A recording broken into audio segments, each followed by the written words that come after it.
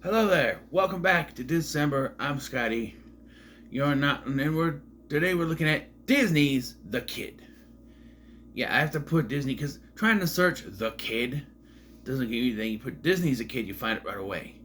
Why does that to be Disney's? It's like Marvel's The Avengers. They had to call it that because of the original British TV show and the movie based off of it.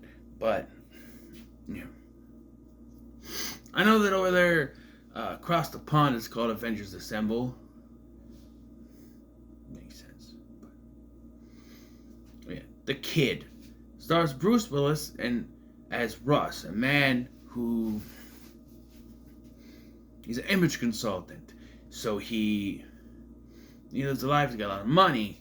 It seems to be a good life, but he's a bit of a jerk to people, you know. And they really hammer that home.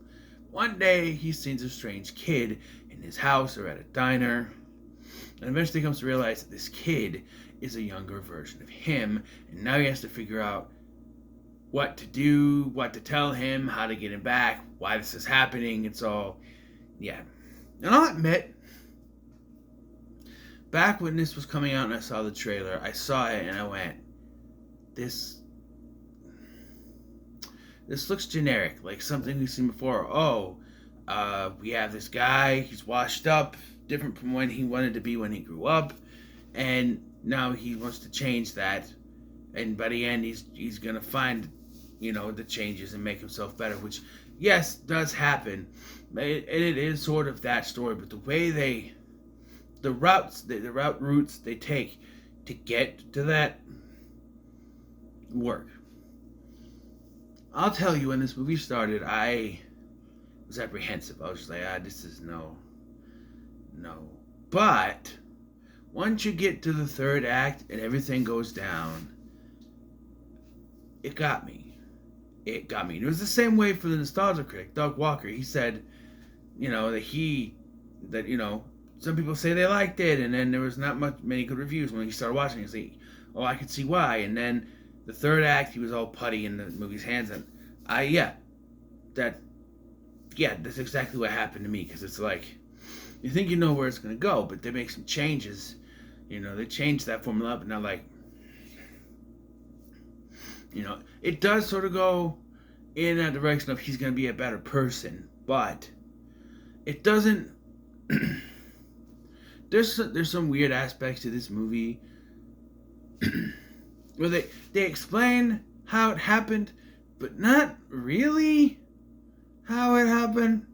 We'll get to it, but and there's just unexplained time travel stuff going on. Like I said, it's not really explained, sort of, but not really. First and foremost, Bruce Willis.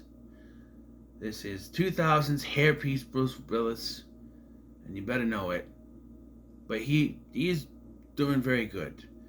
And then there's Spencer Breslin, who plays a younger version of him. And for what they have, it works. They work well. You can tell it's a younger version of this guy. But yeah. So this 8-year-old version of him shows up, sees everything. Oh, you're not married. You're 40. You're not married. We don't have a dog. You're a loser. And I'm just like, okay, let's look at this. 40 and not married. That's surely on my horizon. But he's got a good job, as do I. I don't want to jinx it. I still got 3 years till I'm 40, or 2.5, 2 3/4, 2 1/4. Excuse me. Years. But, steady job. He has money. He's richer than me. He's got a better job than me. He's an image consultant. But I think that also lends to the problem. Because he's an image consultant, he's not only worried about the images of the people that his clients, so to speak, but himself as well. You see that when Rusty starts eating junk food. Like, no, you don't want to eat that. You want to eat this, because he's the image consultant, and he's worried about all that. Yeah, and that works. It's a little annoying after a while. Yeah. If I have one point of contention with this film, it's that in the very beginning of this movie, they're trying their hardest to make him seem like a real jerk. Like he pays for this lady's stuff, but only because he's in a hurry and wants to get out of there. He doesn't even care for a thank you. He just did it because she was taking too long. And then his girlfriend, Amy, played by Emily Mortimer, she's a co-worker, and she's all gushing over the moon, and not only does he seem to not care, he then throws it back in her face about how she's behaving. Is that part of being an image consultant? Because if it is, I don't want to be one. I mean, look at me. You think I could be an image consultant? My hair. Then again, Bruce Willis didn't have any hair either. He was wearing a hairpiece. But anyway. Sorry, excuse me. I had chili dogs for lunch. Just to warn you guys. For this and whatever other reviews I would do today. I'm going to do 2 more today, but I don't know. I got to work tomorrow. So.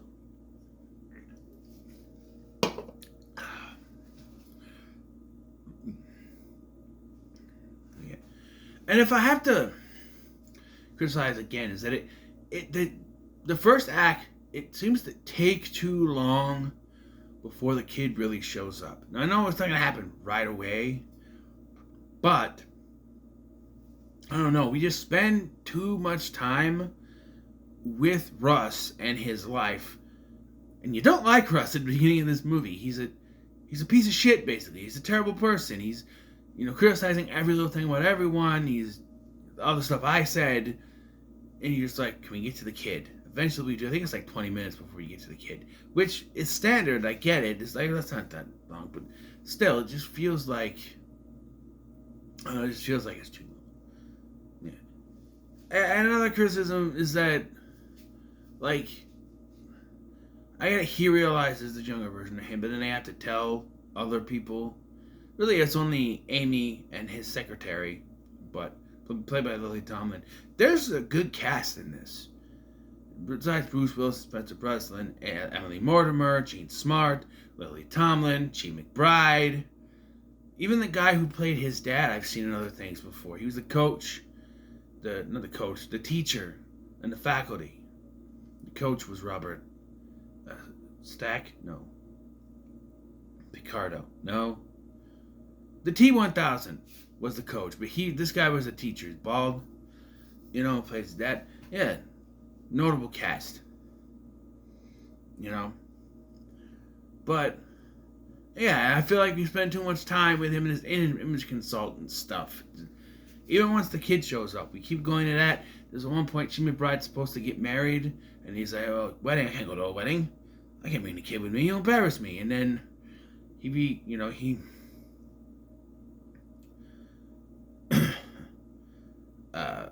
the kid ends up being the ring bearer, and he falls down because, of course, he does. And it's moments like that where it reminds you that it's a Disney movie, because there's,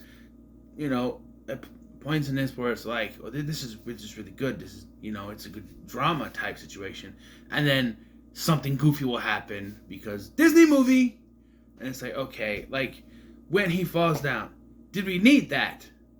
No. It's only there to make the kids watching laugh. He fell down.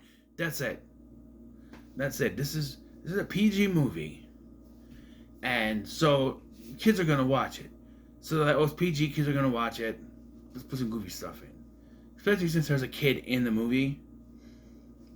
Yeah, and there is some stuff that is not, with the kid that's not too goofy, the whole thing. But yeah, the third act was where everything sort of flips on its head. And at first I was unsure of where it was going to go. So at one point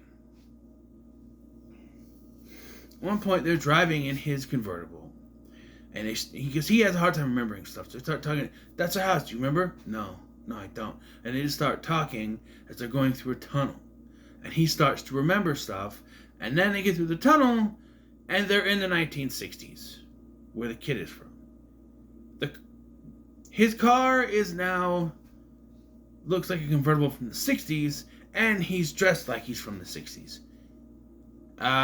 The kid didn't change clothes when he went to the 2000s. They're the same clothes.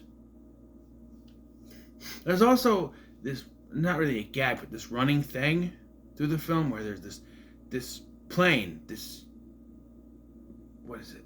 Crop duster plane flying around that looks just like the little toy one the younger version of him has. And what that has to do, we find out later.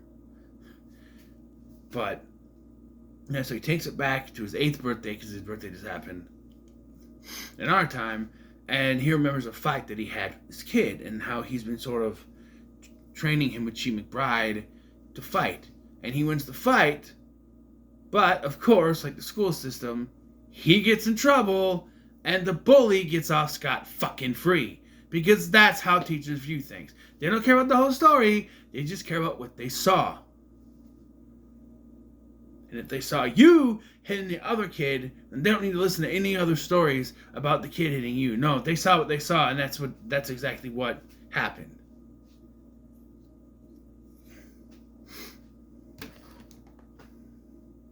Like, there was one time that I heard my kid got into a fight, and I'm like, who hit first, him or you? Him. Self-defense then. Like, if that would have happened and they come to me, oh, your son got into a fight, he's in trouble. Okay. Who hit first? Who hit who first? What does that matter? It matters who hit who first. Did the other kid hit him first, or did he hit the other kid first? And if they say the other hit him first, I'm like, cool. There's no problem here then. He's not in trouble. You shouldn't fight, but I'll never scold my kid for defending himself. If someone hits first, you hit him back. I never understood that. Because here's the situation. Here's what always happens. You're supposed to tell a teacher when someone does that. That makes things worse. Except for my bullying situation. He never bullied me again because he got detentions for months. But in my experience, that's not really going to change things. Because bullies, they come from homes that are already bad. Where they're treated bad, so they take that and they take it out on other kids. That's why they do it. So, by telling the teacher, having the teacher scold them, then that gets to the parents, who are again going to induce that onto the bully, so that's just going to induce it onto the kid. So to cut out all that bullshit and have your kid defend himself, stand up for himself, that's going to make them back down more so than you telling an adult. So I'll always be for the self-defense route. I know violence shouldn't be the answer, but it's a quicker route than just having the whole thing circle around again until eventually things correct itself. I'm just saying. Anyway, he does defend himself, punches the kid, he gets in trouble, and it's sorry again. There's a whole thing where his mom had to come to school, she was sick. Yeah, that kind of hits hard for me right now. But, and they do say that she does pass away. Kind of figures since his dad's the only one that's around, you know. But,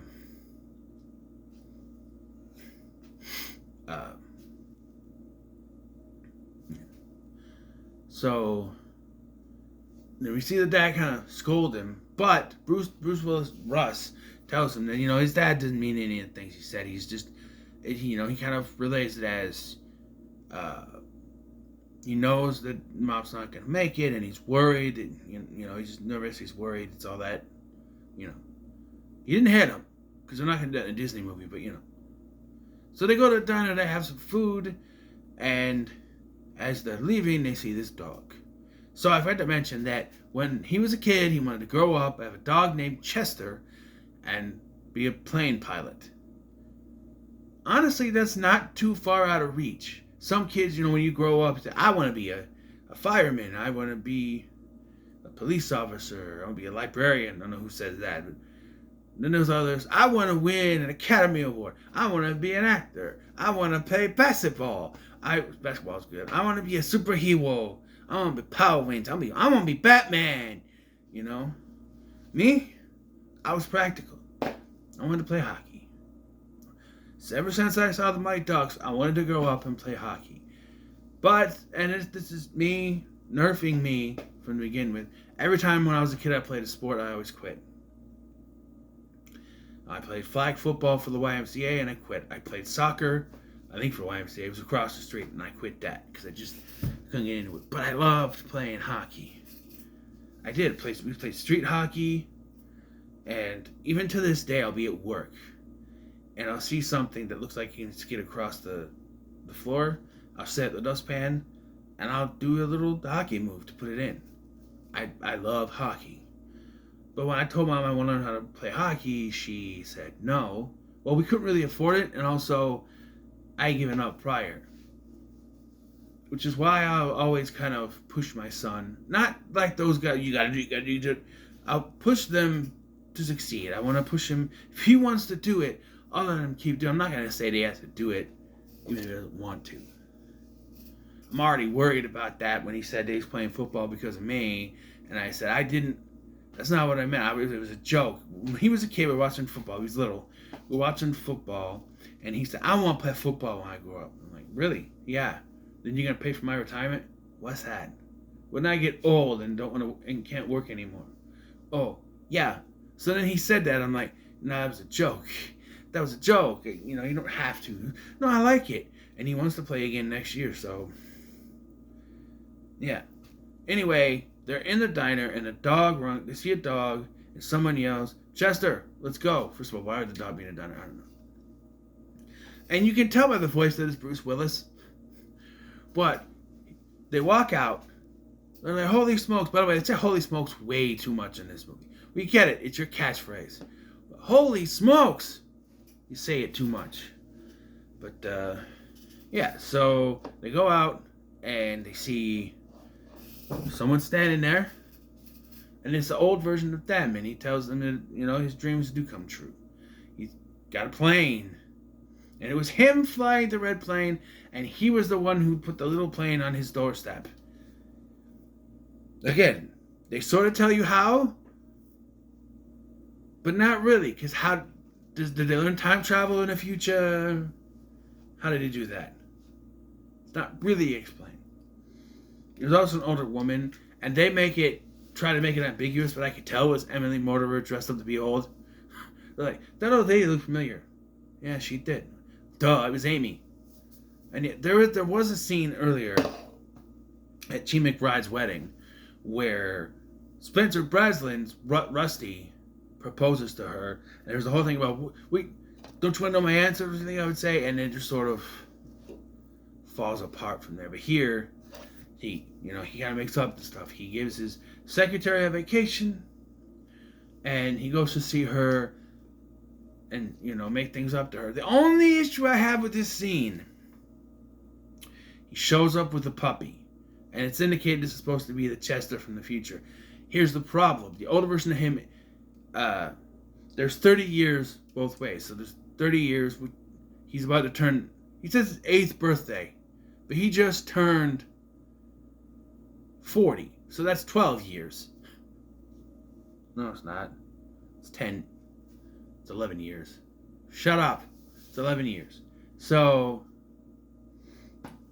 not 11 years. That's 32 years, huh?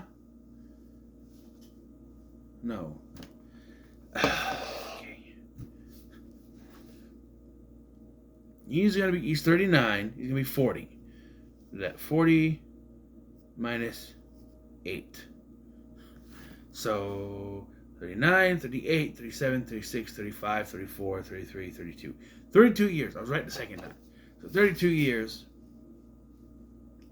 And it says it's going to take him 30 years to reach where he is at the end as an old person. Dogs do not live for 30 years. I'm sorry, they do not. There's no way. I think the dogs we had the first time, they made it to, I think one was 12 and one was 10. Or 9. The female dog died first, and the male dog died a few years later. And now I'm getting worried because my mom's current dog, Cooper, I think he just turned 9. He's an old geezer, old dog, but he's still a baby. But he's learning he's not exactly a baby. Because, I was coming over there every weekend at one time to help my mom. It's kind of changed, but I was going over there every weekend. I missed one weekend because, I wasn't sick. It was just, she didn't need me that weekend, like this weekend. And so when I let him upstairs, he got all excited and got the zoomies, as we say, where he zooms around. But now he's up there in age, and he hurt his front left paw hobbling around. I feel so bad because it's kind of my fault. Poor thing, hobbling around. That Friday night or the Thursday night, he was really bad. He couldn't barely walk. Poor thing couldn't bend down because he couldn't lean on it. It's terrible. So he wants to think he's the baby, but he's getting up there. They already said they're not going to get another one after he goes, so that's that. But enjoy your time with your pets when you got them. You know what I mean? But yeah, there's no way that dog is living 30 years. So they're implying that this is that, unless it is the puppy of the puppy that ends up being, even then I don't know if that will work. Maybe the grand puppy. I don't know. Maybe they get another dog. It's just weird. But it shows the things. Every little thing. It's gonna be all right. And yeah, there was a point that I called it because she's like talking to the little kid, and he looks and like he's gone, isn't he? Again, they don't explain it. It's just gone, and I kind of like that they don't explain it. You know what I mean? I kind of like that he has to live with his decisions. It's gonna happen when he's older. Although, as a nitpick, why would you? Well, I have to wait 30 years to get what that is. Well, I guess I got to start working on it then. But if I was little Rusty, I'd be like, wait, I got to wait till I'm in my 60s or 70s, 30 years, right? In my 70s before I can get my dream? But wait a minute. But yeah, obviously he doesn't remember anything. Maybe that's why his memories are foggy, because this whole experience erases everything. Who knows? But yeah, I'll give it a pretty good. I was surprised at how much I liked this movie by the end of it. It's directed by John Turteltaub, who did National Treasure, which we'll be looking at, and of course, The Sorcerer's Apprentice, which I'm gonna work into. It's gonna replace Mr. Magoo now. Because I think I'd rather talk about this than... Wait, how long is this one? 109 minutes. That's not long. He also did Cool Runnings, which I watched once on the Disney Channel. Don't remember much, but bobsledding. Disney's cornering the market on the sports. They got baseball movies like Kid and King Arthur's Court, hockey, and Mighty Ducks, and Miracle. Football, Angels in the end zone, Angels in the outfield too for baseball. And remember the Titans. Those are sports movies. Cool Runnings, Dog Sleds. Yeah. So, what are your thoughts on Disney's The Kid? Let me know in the comments below. Make sure to like, share, and subscribe. Thank you for watching. I'm Sky, and I'll see you in the next one.